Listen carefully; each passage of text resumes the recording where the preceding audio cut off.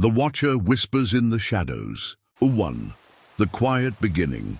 When I moved to a quiet suburb in Minnesota, everything seemed perfect. After years of chaos in the city, this little neighborhood felt like a sanctuary. Friendly neighbors waved from their porches, kids rode their bikes, and the streets smelled of fresh-cut grass. My house was charming.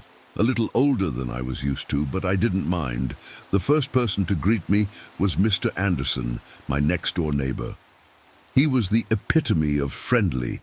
White hair, a warm smile, and hands calloused from years of gardening. On my first day, he brought over a basket of tomatoes from his garden.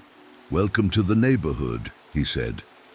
We chatted briefly, and he seemed genuinely kind. But as we talked, I noticed his eyes darting toward his house, as, if distracted, I didn't think much of it at the time. But looking back, it was the first sign something wasn't right. The odd details. Over the first week, I settled in and started to get to know the neighborhood. Everyone spoke highly of Mr. Anderson. "He's lived here for decades." One neighbor said, "Always the first to help out, a real gem." Still, there were strange little things I couldn't ignore. His backyard, for instance, was immaculate. Flowers blooming in neat rows, not a weed in sight.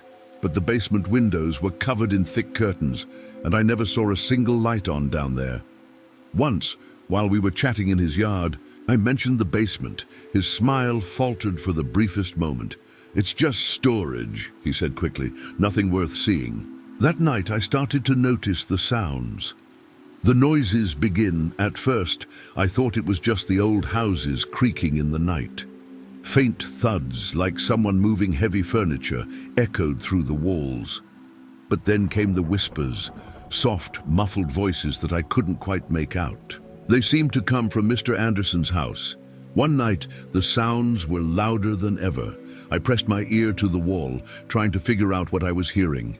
It wasn't my imagination. Someone or something was moving in that basement. When I asked Mr. Anderson about it the next day, he laughed nervously. "Old houses make noise," he said, but his hands were trembling as he spoke. The neighborhood warning. A week later, I was taking out the trash when a neighborhood kid rode up on his bike. He was about 10 years old, with messy hair and a suspicious look in his eyes. "You're the new guy, right?" he asked. "Yeah, that's me," I said. "Why?" "You live next to Mr. Anderson," he said, lowering his voice. "You should stay away from his basement." His words sent a chill down my spine. "Why?" I asked, trying to keep my tone light. "My brother says it's haunted," the kid whispered. "Everyone says so. My mom told me to never go near his house at night." Before I could ask more, he pedaled away, leaving me standing in the driveway, with a sense of unease I couldn't shake. The locked door. The noises continued, louder and more frequent as the days passed. One night, I saw a light flicker on in Mr. Anderson's basement, just for a moment before it went dark again. The next day, I casually brought it up to him. "Do you ever use your basement?" I asked. His face went pale. "No," he said quickly. "It's locked. Just old junk down there. Locked." The words stuck with me. Why would he lock his own basements? Breaking in by now, my curiosity had become unbearable. Late one night, after Mr. Anderson's lights went out, I grabbed a flashlight and slipped into his backyard. The small window leading to the basement wasn't locked. I hesitated for a moment, then pushed it open and climbed inside.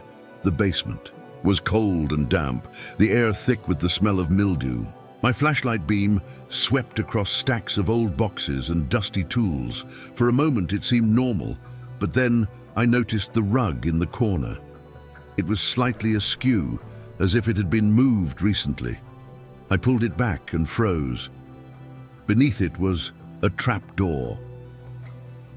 The trapdoor creaked loudly as I pried it open, revealing a narrow staircase leading into the darkness.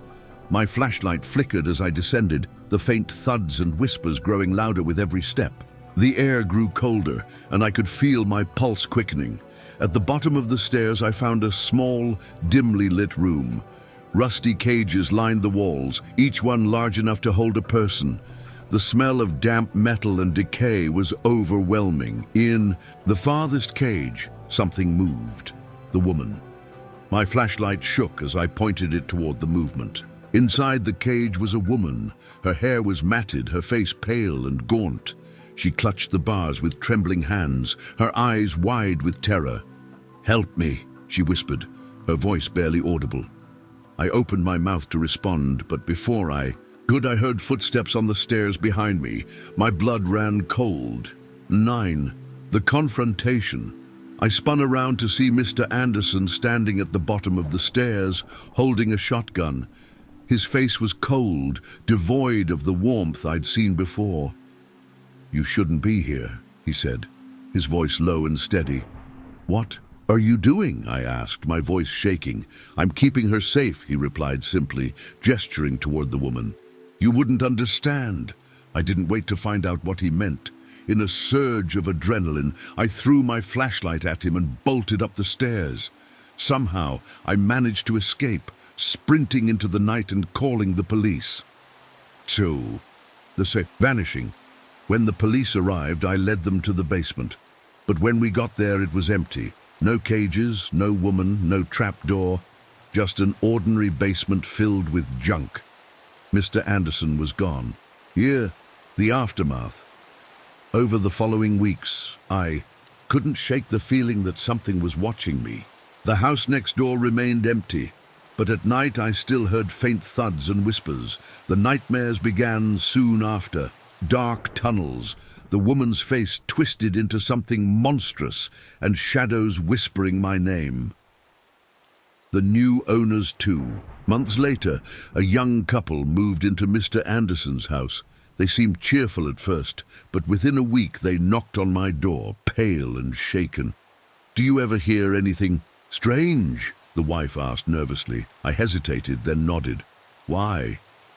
"We hear footsteps at night," the husband said. "And last night, the basement door wouldn't open. It felt like something was holding it shut." The hidden passage, the couple's fear, mirrored my own, and I knew I couldn't ignore their plea for help. Together, we went into their basement. Everything looked normal at first, but when the husband moved a large shelving unit, we found a hidden door built into the wall. The door was old, its wood splintered and damp. It wasn't locked, so we opened it, revealing a narrow passageway that stretched into darkness. A cold draft hit my face, carrying with it the faint scent of decay. The whispers I'd heard before seemed to grow louder. "We shouldn't go in," the wife said, clutching her husband's arm, but we didn't come this far to turn back. Flashlight in hand, I stepped into the passage. The symbols. The tunnel was longer than I expected, the air growing colder with every step. The walls were covered in strange markings, symbols etched into the stone, glowing faintly in the dark. They looked ancient, otherworldly, and they pulsed with a strange energy that made my skin crawl. "What is this place?" the husband asked, his voice trembling. "I don't know," I said. But deep down, I knew this was connected to whatever Mr. Anderson was hiding. The symbols seemed to shift as we walked, almost as if they were alive, and then we saw it. A faint light at the end of the tunnel. The tunnel opened into a cavernous room, much larger than the basement above. In the center stood a stone altar, stained dark with what looked like dried blood. Around the altar were more of the glowing symbols, arranged in concentric circles. But that wasn't all. Standing near the altar was the woman I had seen in the cage. Only now she wasn't trembling. She stood tall, her eyes cold and piercing. "You shouldn't have come here," she said, her voice calm but filled with menace. "Dix, the warning, we're here to help," I said, though I wasn't sure I believed it myself. "You can't help me," she replied, taking a step closer. "But you can help yourselves. Leave now, before he comes back." "Who?" the husband asked. "Who's coming back?" "The one who watches," she whispered. the one who feeds." Her words sent a chill down my spine. Before we could ask more, the ground beneath us began to tremble.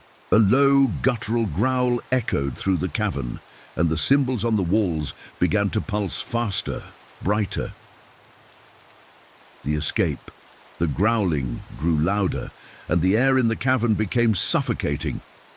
I grabbed the husband's arm. "We need to go. Now!" The woman stepped aside, her face blank. "Run!" she said. We didn't need to be told twice. The three of us sprinted back through the tunnel, the walls shaking around us. Behind us, the growling turned into a deafening roar. I didn't look back, afraid of what I might see. We burst into the basement, slamming the hidden door shut behind us. Moments later, we heard the sound of stone collapsing. Whatever was in that cavern was now buried, or so I thought. 18. The fire that night. The couple's house burned to the ground. The fire department said it was an electrical issue, but I knew better. The flames seemed unnatural, burning with an intensity that didn't match the fire's supposed cause. I watched from my window as the fire consumed the house. For a moment, I thought I saw a shadow moving in the flames, a tall, hulking figure with glowing eyes. But when I blinked, it was gone. The couple left town the next day, too shaken to stay. I couldn't blame them. I wanted to leave too, but something kept me rooted in place, a feeling that this wasn't over. The nightmares return over the following weeks. The nightmares came back, worse than before. In them, I was back in the cavern, surrounded by shadows that whispered my name. The woman's face would twist into something monstrous, and the growling would start again, louder and closer each time. Then, one night, I woke up to find scratches on my bedroom wall. The symbols from the cavern had been carved into the paint, glowing faintly in the dark. My heart raced as I stared at them. I knew I hadn't imagined it. Something had followed me. The package a month after the fire, I received a package with no return address. Inside was a VHS tape. My hands shook as I loaded it into an old player I had in the garage. The footage was grainy, but I recognized the setting immediately. It was the cavern. The camera panned to the altar, and there she was. The woman stood by the blood-stained stone, her expression blank. "They found me," she whispered, staring directly into the camera. "And now they'll find you." The screen went black. Then from the darkness came a low, guttural whisper, deep and menacing. "Run." 21. The final revelation. I packed my bags that night, ready to leave everything behind. But as I stepped outside, I froze. The symbols were etched into the ground in front of my house, glowing faintly in the moonlight. The air was heavy, oppressive, and I felt a presence watching me. A voice echoed in my mind, low, guttural, and unmistakable. "You can't run!" Suddenly, my phone buzzed. It was a message from an unknown number. The text read, "You've opened the door. Now it's your turn." The lights in my house flickered, and a shadow passed behind me. I turned around, but no one was there. The whispers started again, louder this time, coming from all around me. I dropped my bags and ran into the night, leaving everything behind. I don't know where I'm going or how far I'll get, but one thing is certain, this isn't over. 2. The shadow in the woods. After that night, I left the town for good. I packed what little I could and disappeared, heading into the remotest part of the state. I rented a small, run-down cabin deep in the woods, far from anyone who might know my name or what I'd seen. I thought I could finally outrun whatever had attached itself to me, but I was wrong. One night, sitting on the porch of the cabin, I heard it again, the whisper. Faint, almost imperceptible, but unmistakable. It came from the woods, far off, but slowly growing louder. At first I thought it was the wind, the way it hissed through the trees. But then I caught a word. "Run." Grabbing my flashlight, I ventured into the woods, hoping to reassure myself it was just my imagination. As I walked, the air grew colder, and the forest around me felt A wrong. Then I saw it, etched into the bark of a tree. The symbols, the same glowing symbols from the cavern. They flickered faintly, pulsating with an eerie light. I froze, heart pounding, as the whispers grew louder. That's when I saw the shadow. It wasn't like any shadow I'd ever seen before, hulking, twisted, and with glowing crimson eyes that cut through the darkness. It didn't move, it didn't speak, it just watched, and then, in a voice that felt like it was coming from inside my own head, I heard, "You opened the door. It cannot be closed." Re. The note I ran. I didn't stop until I reached the cabin. Slamming the door behind me, my hands were shaking so badly I could barely lock it, but as I turned around, I froze again. Something was wrong.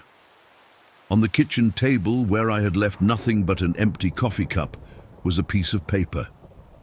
My hands trembled as I picked it up. The handwriting was mine, but I hadn't written it. The note said, "You cannot run." Panic set in. I double-checked every window and door, but they were all locked.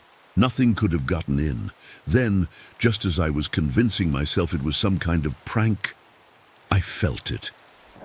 The air in the room shifted, growing colder, heavier. I turned, and in the corner where the shadows of the furniture pooled, it was there, the same hulking, featureless shadow I'd seen in the woods. It didn't move, didn't lunge at me. It just stood there, silent, watching. The whisper came again, louder this time. "Run!" I didn't hesitate. I grabbed my keys and ran out of the cabin, not even bothering to close the door behind me. 24. The hunter has. I stumbled through the woods, heart pounding and lungs burning. I saw a flicker of light in the distance, another cabin. I ran toward it, desperate for help. When I reached it, I banged on the door until it swung open. An old man stood there, his face weathered and his eyes sharp. He held a rifle in one hand and a lantern in the other. "You've seen him, haven't you?" he said, his voice low and grim. I nodded, unable to speak. "Get inside, quickly," he said, pulling me in and slamming the door shut. He locked it with 3 separate bolts, muttering something under his breath. Once inside, I noticed his walls were covered with strange carvings, symbols that looked like crude imitations of the ones I'd seen in the cavern. In the corner of the room, a table was covered in books and papers, some of which were burnt at the edges. What is it?" I finally managed to ask. The old man sighed, sitting down heavily in a chair. "It's older than you can imagine," he said. "It feeds on curiosity. You saw the symbols, didn't you? You heard the whispers. That's how it starts." He explained that the entity, the thing I'd seen, wasn't just some ghost or demon. It was something ancient, something tied to the fabric of reality itself. "You opened the door when you went into that basement," he said. "You let it in, and now it won't stop until it takes you." 5. The ritual. The old man showed me one of his books, its pages yellowed and filled with strange diagrams. "There's a way to keep it at bay," he said, "but it's not easy." He handed me a knife, its blade inscribed with runes similar to the ones on his walls. "You'll need to use this. The blood seals the symbols, keeps him out." "What do you mean, use it?" I asked, my voice shaking. He didn't answer, but the look in his eyes said it all. The ritual required blood. Mine. At 6. The return. Before. I could decide whether to trust the old man. The whispering started again. This time, it was louder, more insistent. The air in the cabin grew thick and the light from the lantern began to flicker. "He's here," the old man said, grabbing his rifle. "Stay behind me." The shadows in the corners of the room began to shift, coalescing into the hulking figure I'd seen before. Its eyes glowed brighter, and the whispering turned into a deafening roar. The old man fired his rifle, but the bullets passed through the creature like smoke. "You can't fight it," I shouted. "We have to run." But the old man didn't. "Listen," He kept firing until the shadow reached him. Then, in an instant, he was gone, pulled into the darkness as if he'd never existed. Sudden. The sacrifice. I grabbed the knife he'd given me and ran. The creature followed, its glowing eyes burning into my back. I could feel its presence growing stronger, the air around me thick with its malice. When I reached the edge of the woods, I fell to my knees. The knife was in my hand, and the symbols the old man had shown me burned in my mind. With trembling hands, I carved one into the ground, the blade biting into my palm as I worked. The moment the symbol was complete, the whispers stopped.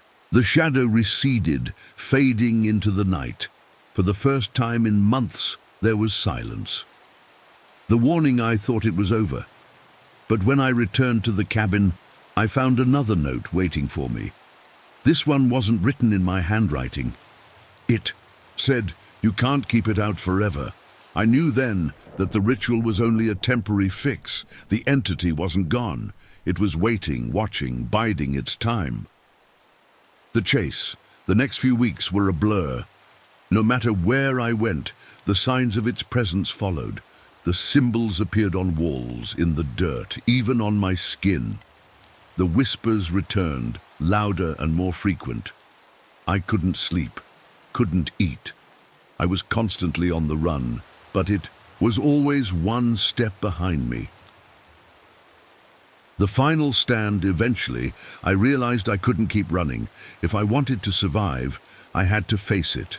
Armed with the knife and what little I'd learned from the old man's books, I returned to the ruins of the couple's house, the place where it all began. The basement was still there, buried under rubble. But as I descended, the symbols on the walls began to glow again, and the whispering filled my ears.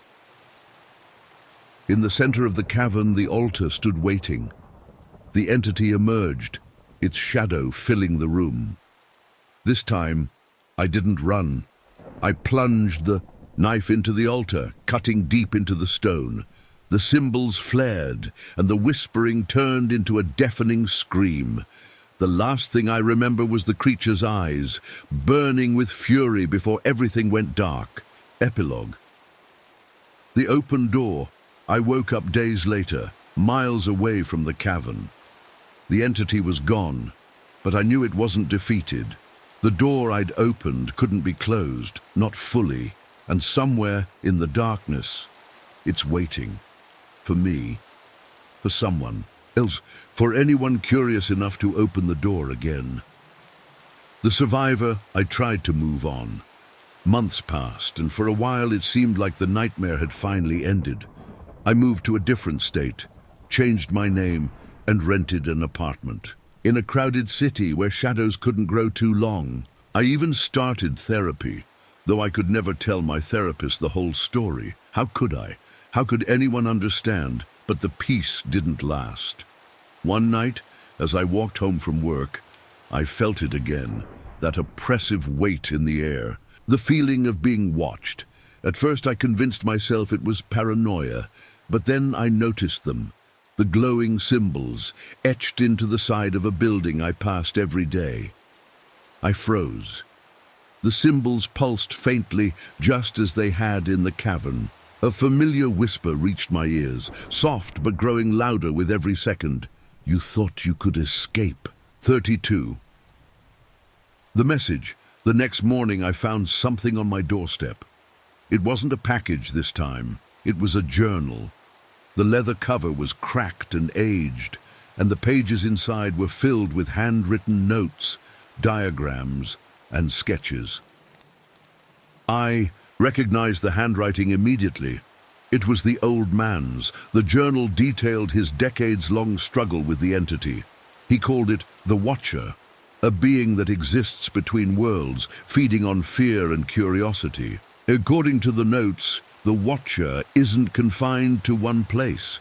Once it's attached to someone, it follows them, no matter where they go. The only way to survive is to keep it bound with rituals, blood, and symbols. But the more you fight it, the stronger it becomes. At the end of the journal was a single line written in bold, underlined text. If you want to survive, never stop moving. Never let it catch you. 3. The stranger's offer that night. As I pored over the journal, there was a knock at my door. My heart leapt into my throat. No one ever visited me, and I wasn't expecting anyone. I approached the door slowly, knife in hand, and peered through the peephole. A man stood outside, dressed in a black coat and fedora. His face was shadowed, but his voice was calm when he spoke. "You need to come with me." I didn't open the door. "Who are you?" I demanded. "I'm someone who's been running longer than you have," he replied. "If you want to live, open the door." Against my better judgment, I let him in. He introduced himself as Jonas and explained that he too had encountered the Watcher years ago.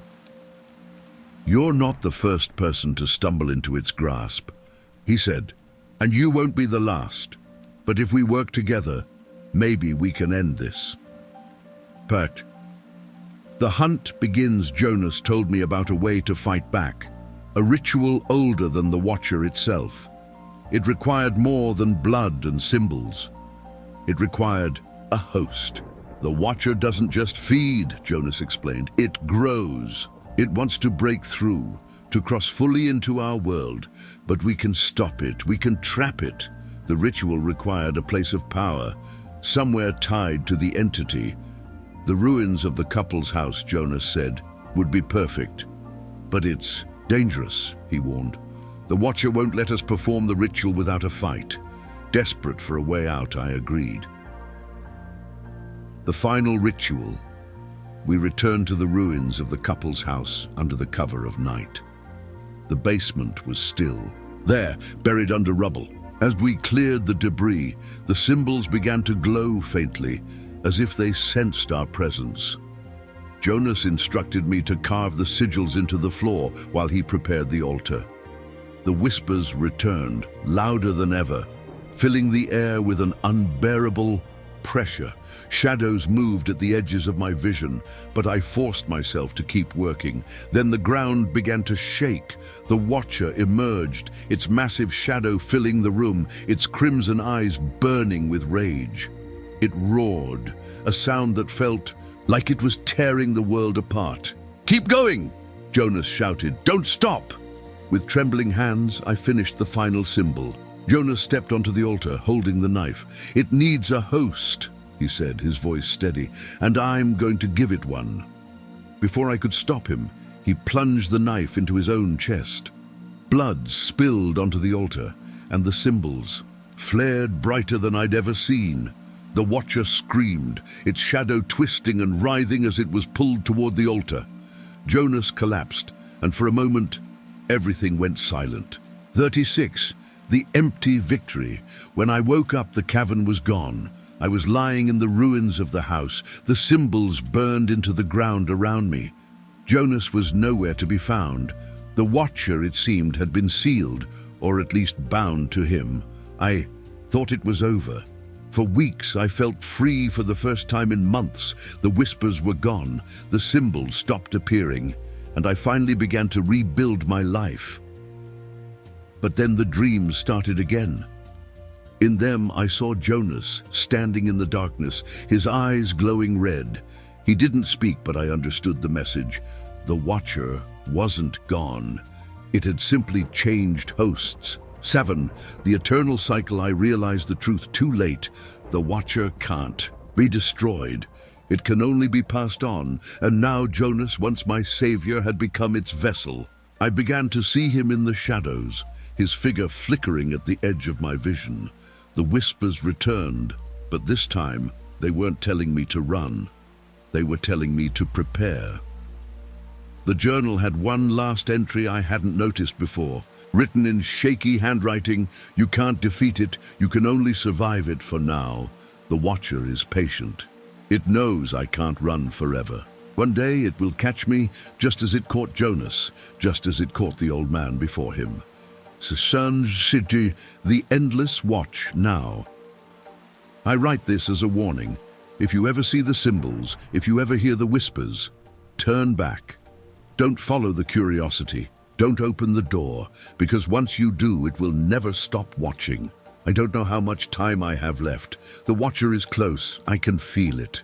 But maybe this story will help someone else, someone who might be able to fight it in ways I couldn't. For now, I'll keep moving. I'll keep running, and I'll keep watching the shadows. The end. Or is it just the beginning? 9. The final revelation. The shadows grew bolder with each passing day. The whispers were louder now, more insistent, and they no longer faded with the morning light. I couldn't sleep, couldn't think. My reality was unraveling. The Watcher wasn't just following me, it was consuming me, piece by piece.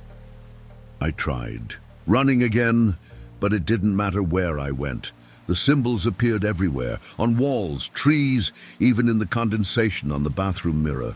My only choice was to face it one final time. I returned to the ruins of the couple's house, the site of the original basement where it all began. If there was any way to end this, it was there. The basement was buried in rubble, but the cavern was still beneath it. I dug through the debris, my hands raw and bleeding, until I found the trapdoor. As I descended into the darkness, the air grew heavier, colder. The symbols on the walls glowed brighter, pulsating like a heartbeat. At the center of the cavern stood the altar. The Watcher was waiting. The confrontation. The Watcher emerged from the shadows, its crimson eyes burning brighter than ever. It towered over me, its form twisting and shifting, an endless void of malice. The whispers filled the cavern, deafening now, a cacophony of voices speaking in a language I couldn't understand. But one word cut through the noise, clear and sharp: kneel. For a moment I almost obeyed. The weight of its presence was crushing, and my mind screamed for me to submit. But then I remembered Jonas's journal. The Watcher feeds on fear, on surrender. If I gave in, it would take me completely. I won't kneel, I said, my voice trembling but resolute. The Watcher roared, the cavern trembling with its fury. Shadows surged toward me, and the symbols on the walls burned like fire. I clutched the knife, the blade Jonas had given me, and plunged it into the altar with all my strength. Breaking the cycle. The moment the blade struck the altar, the symbols flared blindingly bright. The Watcher screamed, its shadowy form writhing as if it was being torn apart. The whispers turned into shrieks, and the cavern began to collapse around me. "You cannot destroy me," the Watcher hissed, its voice echoing in my mind. "I am eternal. I am bound to you." But I didn't stop. I carved the final symbol into the altar with my bloodied hands, completing the ritual Jonas had taught me. The glow from the symbols intensified, and the Watcher's form began to dissipate, its crimson eyes fading into darkness. As the last of its shadow dissolved, the cavern fell silent. The oppressive weight lifted, and for the first time in months, I could breathe. 42. The aftermath.